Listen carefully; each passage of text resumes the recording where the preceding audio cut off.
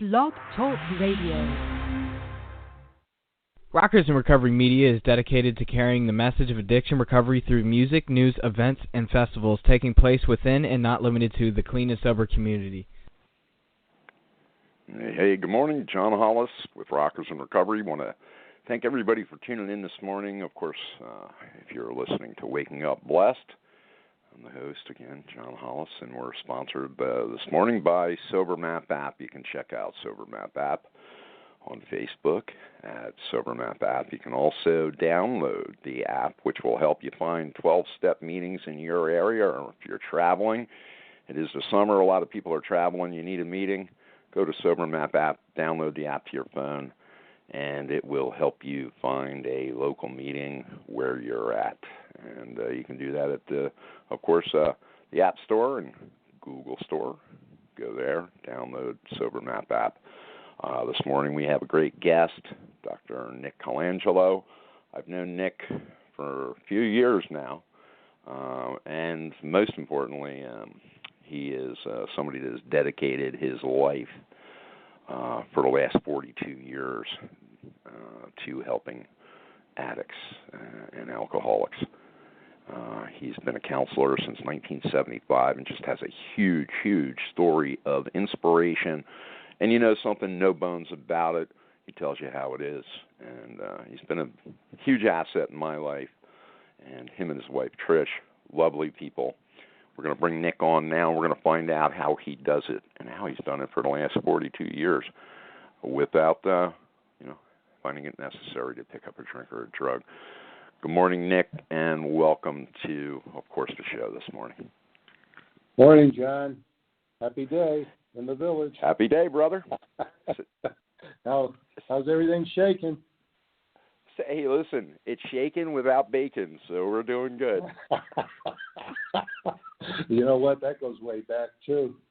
You know, when you were talking, you said, how do I do it? I do it the old-fashioned way, one day at a time. Just adds up. Baby.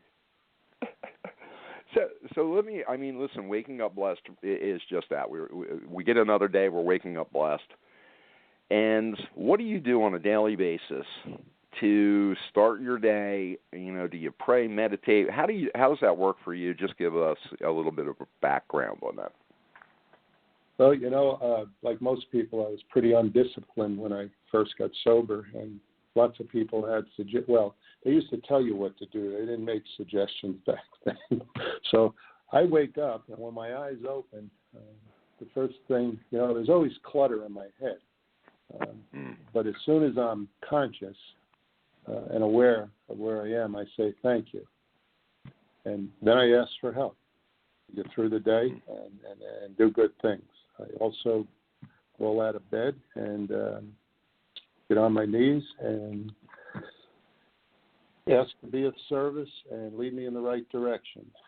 And I get up and I read. I've been reading now since the first night I was in a hospital, the 24-hour-a-day book, the old book from Hazelton. The black one. And the black book. And then I read the AA book, the Reader for the Day. And again, I'm renewing, let me be of service, and I try and pay attention to what the readings say. And then I read something on gratitude. And then I get going and move my day out. And, my commitment is to try and get to a meeting every day unless I can't. I had an old friend who's passed away, and he said, going to meetings ought to be like brushing your teeth. You shouldn't be questioning it. You should just go. And it creates a discipline. So, I don't get to a meeting every day, but every day I can, I do. And it's not like I'm trying to figure something out.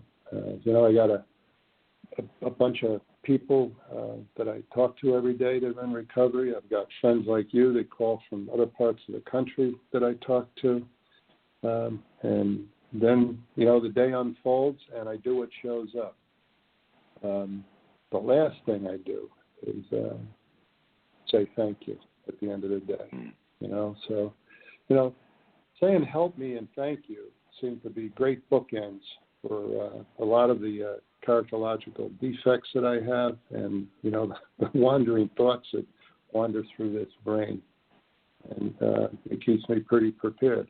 Now, I got my off days like everybody else. I don't want to have this sound like, there's some kind of perfection involved in this.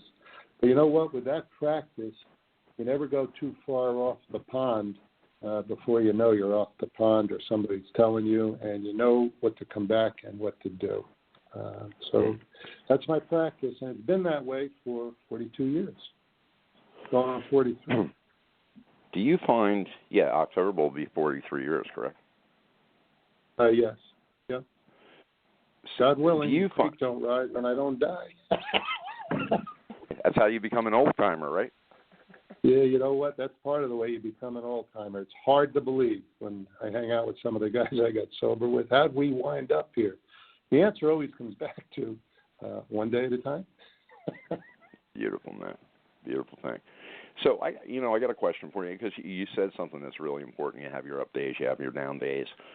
And Mayor Glader said we don't use no matter what. But one of the things that life changes. And life, you go through changes, and it might not be necessarily be the ones you want, but they're going to happen regardless. You were a huge, huge person that was dealing with a treatment center up in your area, and you've retired now. You've kind of moved on. You're with the foundation, the Clearbrook Foundation. What was that like for you? What was that experience like for you to kind of let go and just move on? How was it? Well, it's a little bit surreal because one of the things that I realized is that most of my career I was on 7 days a week. And so the first couple of weeks, I no longer had 100 employees to be concerned about or be interacting with, and I no longer had 70 patients and their family members to be. And, quite frankly, it was different and it seemed odd, but also there was a kind of a relief in it, that, hey, this isn't bad. What's fascinating about the life that I have, I am continually involved with phone calls and people either looking for assistance or doing something involving recovery. So that's been a little over 90 days, and I go to work every day, and again, it's a little bit different, but it's not, because it is still helping people do what they need to have done when they call and they ask for help. So I'm not done. And somebody says, "Are you semi-retired?" I said, I don't know. I'm still working 8-10 hours a day. It's just different, but it's good. It's all good. I don't want to be too hokey, but when you're involved in other people's lives and you're trying to be of service, and you're just doing the best you can to help the people who call and ask for help, you're never bored, and you're left with having tremendous meaning in your life. It's kind of like working in God's garden every day. And whether you're in a treatment center or whether you're doing that in a crisis center or whether you're doing that in a sober house, wherever you're doing that, or you're just sitting there outside a meeting and people are saying, so-and-so needs help, what are we going to do? How do we do that? Yesterday I sent 2 people to treatment. They called, linking up with some other people that do that. So it's extraordinarily rewarding, and, it's not by accident. You used the word blessed with the program this morning. My life has just been blessed. Tricia's life has been blessed. And that gives you some type of reward that I'm not capable of articulating. Just good stuff. People who know it, and the people who don't probably never will. Nick, you have a powerful message of hope and love and inspiration, and you have for many, many years. Just to give a little backstory, I think it was like 2011. I called Nick up 2010. And I said, and told him what we were doing with Rockers in Recovery and all that. And we stayed on the phone for, I don't know, it was like an hour. And when I hung up the phone, I felt like, it was just a whole touch of gratitude. Actually, that motivated me for the rest of the day, and, considered him a friend ever since, and just a great guy, and has helped us at Rockers in Recovery, and me personally, and Lori. Lori just came through, all of her stuff with the lumpectomy and is starting her chemo, and Nick's been right there, and other friends and people. That's how this works, People rally around each other if there's an issue, Nick having his hip operation or whatever it may be. We rally around each other and we support each other and we show love and understanding and care and how can we help, and then as you just said eloquently, that we're here to be able to be of maximum service to other people and help them get through that eye in the needle. You know what I mean? Well, you just said it remarkably well. We used to have a clubhouse up here in Wilkes-Barre. It's not around anymore. It used to be the Yana Club. And, you never have to be alone again. And coming in to recovery for the last, what I hope is the last time, I remember that despair and loneliness, and I've never experienced that again since turning the corner. All of us guys that have and gals that kind of get this and try and hold on to it, especially in today's crazy world, say, well, what's it all about? And somehow I was granted the gift of willingness, which I never had. I didn't like anything that was going on with me. I didn't like the things I was doing. I didn't like the consequences I was paying or what I was heaping on other people. But I was powerless, which I learned about doing anything about it, and my will wouldn't work.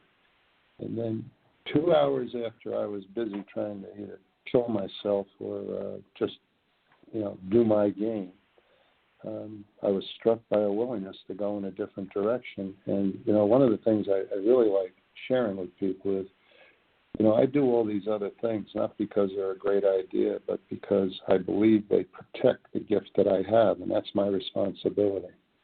I'm going to be around to share the gift. I have to protect the gift. And the protection of that gift is doing these same things over and over again every day. And I was taught that by people that aren't here anymore. I really was curious about the people who were sober 5, 10, 15 years, and I used to see what they were doing. And then I'd ask them, why are you doing that? I said, we're protecting a gift, kid. We're protecting a gift, and if we don't protect it, we'll lose it like any other gift. One of my concerns today is that we're trying to use, by the way, I think medicine saves lives. I think to be at war with abstinence programs and that medicine's the answer. I think it's great for harm reduction, but it is not the answer, and it won't produce willingness. We have to help each other, person to person, develop that willingness. That's what happened to me, along with, I think, some spirit gift that comes along with that. So this willingness and this surrender everybody talks about is our responsibility to protect the gift that we have and then try and share it with other people so they can experience it. Amazing stuff. And I think you're hitting on the medication end of it, and there are people. There's a person we both know, he says all the time, keep them alive until they get clean, and I believe that part of it. And I think there's a huge disconnect in young people, and I think online stuff has a lot to do with that. I have me and Lori. Lori has a 32-year-old son, and all he does is game all day. He doesn't work. He doesn't do anything. All he does is game. He doesn't live with us. Yeah. We don't have to deal with it. But again, when there's that huge of a disconnect, and you can't really, go through that experience of learning to, have a friend and ask for help and do all of those things, I think a lot of deterrence is the online stuff that goes on today. It's just moving so fast, Nick, that a lot of the kids are, they would rather text each other than to go sit and be face-to-face with each other. Well, look, I think all of us, us older people, us. We all had our problems with connecting. There is more distraction for the connection today. And, the online stuff is there. Parents don't drag their kids to church anymore. Sometimes it's okay to talk about a higher power or God. Sometimes it's not. It seems like everybody wants to fight with each other today rather than take care of one another. And you can talk about the problems. I get an opportunity to talk to a lot of people who have been on methadone and on Suboxone, and they've come off of it. And there are a couple of issues that that they state. Is one, physically they're fine, but they also talk about how their emotion and spirit is dead. So, when I get an opportunity, I don't want to fight with people over. I get upset when they say the abstinent program doesn't work. They got to go into the AA and NA rooms and do a best practices, because there's something with the money on the other side and how people are making it, and big pharmaceutical. But I don't want to go there either. What I do want to talk about is that there's no protocols. We get people up here, and as soon as they go on Suboxone, they are told they got to be on it the rest of their life. That's genocide. That's terrible. That comes from the old methadone days when people were told that. And by the way, some people will, should, and need to be on it for the rest of their life, but it's minuscule compared to the masses that are being medicated today. This reminds me a lot of back in the 70s when people thought alcoholism was a Valium deficiency. And every doctor and every psychiatrist would put people on the non-addictive drug Valium until everybody got addicted to Valium, and then they had to come off of that. I mean, look, you cannot produce willingness and surrender with a drug. Matter of fact, I can present a case you're interfering with hitting a bottom because you feel, you're still on something. The other thing I'd say about it, nowhere in the history of addiction has a drug been the answer. It has been assistive and not the answer. And the last thing I'm going to say is, 3-4 times a week I send somebody to a Suboxone program. They got acute mental illness problem. They have trauma problems, or they have, they're dealing with traumas either from overseas or physical and sexual abuse, and they've got terrible addiction, and they have zero coping mechanisms, and they're the people you got to try and keep alive, support, wrap into a protective system. I'm not sure we should be putting garden variety neurotic adolescent alcoholics on a lot of drugs. And when you interview the ones that come off of that, that's what they're saying too, but they don't have a voice. The pharmaceutical and the medicine people distributing it seem to have the large voice today, along with the government. So it's going to be a shakeout over the next 2 or 3 years. It's a shame because they're dismantling an abstinent 28-day program model that will have to reinvent itself when that's over. And something.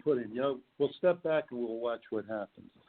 We know AA and NA works because we experience it. The people who don't know it have never experienced it. There is a place for medicine, and Bill Wilson used to talk about, let's not argue with everybody. There are people that need psychiatrists, there are people who need doctors, there are people who need counselors, they need trauma specialists, but they all don't need it. And that's where I get into the discussion. What's your protocol? What type of real in-depth evaluations are you doing? What about the onset of adolescent, pre-adolescent medications? You got to step up and just not guess about this and say. And by the way, the parents, unfortunately, have been co-opted. I'm a parent and grandparent. There's what are you going to do to keep your kid alive? Well, most people would say anything. So the anything right now is everybody thinks that putting them on drugs, medications are going to work. We'll see. I have a lot of questions about it. Amazing stuff. I've seen it since, I don't know, it really started to happen around 2000. We did our first show on Rockers in Recovery with the opioid epidemic in 2009. I think they were saying at that point that it was affecting, on a daily basis, less than 12 people, or 12 or 13 people were dying from it each day. And where we're at today. And I seen over that whole time period the government, especially the SAMHSA end of it, start to go in that MAT direction and started to push that MAT direction. And then started to funnel in, how, 12-step organizations weren't working. And that dogma started. And it's a shame because, if we're looking at, like I just read an article, I put it up in regards to Bill Wilson and the acid tests and all of that stuff. And the reason that I, put that up was real simple. It wasn't in regards to, because most people would say, well, that's a relapse, that's this, that's that. That was Bill and a team of people under the guidance and supervision studying what they could do to help move forward. And in the end, they said, listen, it really came down to, it was something that, we experienced this, but, abstinence is really the best way. Well, if you look at the first 100 people, they were pretty desperate, and I mean desperate people. I think why the statistics play around and you can use it doesn't work is because when you have adolescents, they don't have the experience of failure and pain, and they come into the 12-step programs of AA and or NA, and they're not desperate. Well, if you're not desperate, it's not going to work very well. It's going to put a Band-Aid and a patch on. And until you're desperate enough to change your mind and do something entirely different, everybody fails at being sober and clean. I want to mention something about, people dying. Someone ought to go back to the 20s and come forward and pre-AA and take a look at how many people a day were dying of alcoholism in the United States. This isn't the first time we've been here. It's just a different substance. And I have another little prediction. We're seeing come up through West Virginia, and all of a sudden people are stepping. The street always tells you what's going on if you just listen. And it's not going to happen at Harvard. It's not going to happen at SAMHSA, because by the time they get the information, everything's morphed into something else. The pandemic that we're in is switching off of the opiates, and it is switching into cocaine and methamphetamine. It's remarkable, going back to the old drugs. And by the way, everything that you test the opiates for, guess what? Meth won't pop up. Wow. The street just morphs around whatever the problems are. Yeah. Nick, great stuff, great information, and you're now with you're doing a lot of work with the Clearbrook Foundation. Can you give us some information on that? Because I didn't have it with me, but I wanted to find out how people could contact you if they wanted to. Well, they can contact me. My cell number is public. It's 570-313-3001. The foundation is presently running a place we call the Icebox up in Scranton, Pennsylvania, and there are over 35 meetings a week there from AA, NA, Al-Anon, drug court, almost anyone that wants to be doing a meeting, we provide the space, and it's basically free of charge. The other thing we're doing is that the program that Trish I started 15 years ago. Family Helping Families operates in 8 different communities, and we're looking to expand that. And we are presently looking at all types of possibilities of what we're going to do and what we're not going to do. It's only been about 90 days since Clearbrook Treatment Center has been sold, so we're closing that down and in the process of reviewing all types of possible situations from housing, halfway houses, and how we might support the community. So more to be I love it. Coming out in the near future. Well, we will definitely have you back on as that starts to roll out, so that way we can get people up to speed. And, huge heart, you and Trish both. Love to both of you, so I want to thank you for taking the time this morning and being on Waking Up Blessed on Rockers and Recovery Radio. And kudos to you, brother. Love you much. Yep. And we will definitely talk soon. Love. You and Larry. Love you guys. All right, brother. We'll talk soon. Right, bye. All right, guys. I want to thank everybody for tuning in. And Dr. Nick Colangelo, Waking Up Blessed, 42 years, going on 43 years, one day at a time, continuous recovery, continuous clean and sober recovery. And I want to thank Nick for all he has done for Rockers in Recovery, and most importantly, if you're seeking help and you're at the page right now listening, you're going to see that there's Recovery Media Partners Addiction Recovery Resources. You got Clearbrook Treatment Centers, Amethyst Recovery Center, The Shores Treatment and Recovery, and Hope and Grace Recovery Centers, and all of their information is right there. So if you're on the Blog Talk Radio page and you're listening to the show right now, that information can help somebody that might need the help. Give a call. Those guys will help you out. If they can't help you, they'll provide somebody that can. And, of course, Waking Up Blessed. Today's episode was sponsored by SoberMap app. And, of course, the sponsors of this is our 905th episode. So we want to thank SoberMap for sponsoring us. Been around doing this since 2008. RockersInRecovery.com can give you all that information. Got a great song we're going to play this morning. Doc Holliday, who's a great guy out of Nashville, wrote a song, A Long Way Down. We're going to listen to that song right now. And, of course, we will enjoy our day 1 minute at a time. I want to thank everybody for listening. Long Way Down, Doc Holliday. You can find him at Doc Holliday on Facebook.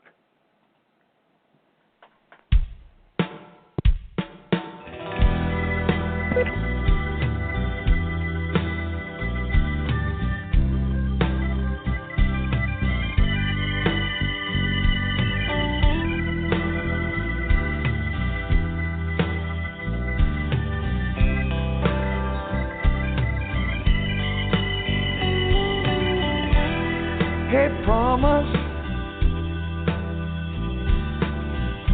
where's that rainbow's end? Is it hovering just beyond the ledge? I swear I reach out and grab, but I'm scared I'd hang from the smallest thread. Promise takes you to the very edge, and it's a long way down from here.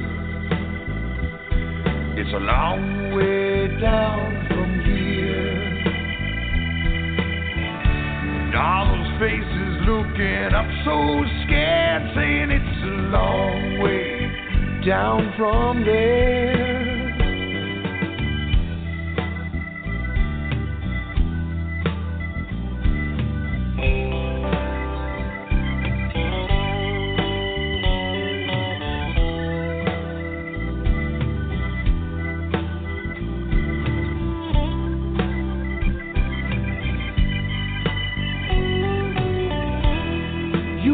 people. Can I catch a ride? There's something, Lord, there's something on the other side. They reach their warning hands, but the canyon is deep and wide. That leap of faith can leave you blinded in the night, and it's a long way down from here. It's a long way down from here. And all these faces looking up so scared, saying it's a long way down from there.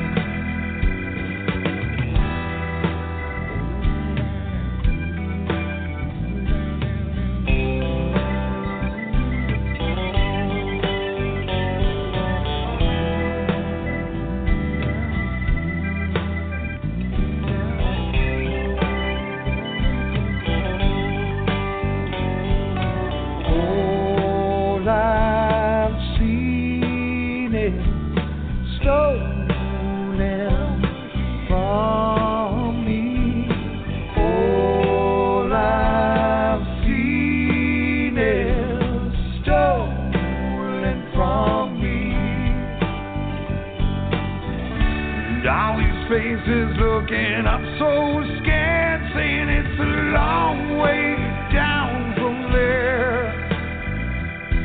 It's a long way down from there. Facing promises across the bear, 'cause it's a long way down from there.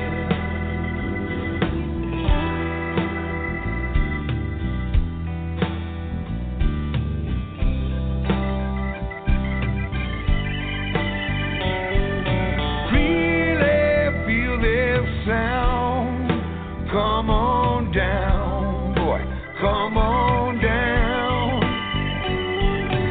Really feel that sound. Come on down, boy, come on down. Really feel that sound. Well, come on down, boy, come on down.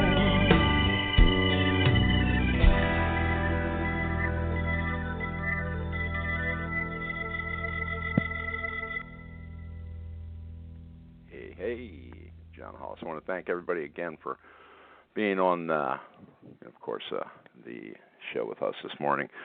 That was Mr. Fitzpatrick. It was not our friend, of course, our friend Doc Holliday.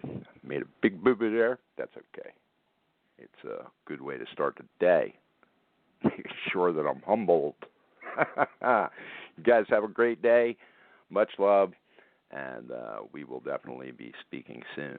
And, hey, listen, if you're out there right now and you want to find out some information about an upcoming an event that's coming up, you want to go to World Sober Music Day on Facebook. Check it out, and you guys will enjoy that. World Sober Music Day. Check it out on Facebook. Talk to you guys soon. Rockers in Recovery Radio is based on opinion only and is not meant to treat or diagnose any health or mental health issue of any kind. If you feel you need help for any health-related issues, please contact a physician or mental health professional. The opinions expressed by our guests are not necessarily those of Rockers in Recovery.